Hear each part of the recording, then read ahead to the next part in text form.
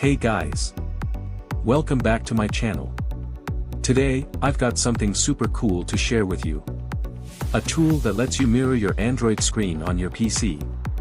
But first, let me ask you this: who wants to play mobile games on a huge screen? Or how about using WhatsApp, Instagram, and Facebook directly on your computer? Well, guess what? iMyFone-Your can make all of that happen. Yup, it's that awesome. Stay tuned as I walk you through how to do it. Let's get started. Step 1: Download and install iMyFone-Your on your computer and launch the program. Step 2: Connect your Android phone to the PC with a USB cable and choose your devices. Then select Transfer Files for a USB connection and continue. And then move to Setting About Phone and then Software Information. Then go to Developer option by clicking Build Number for 7 times.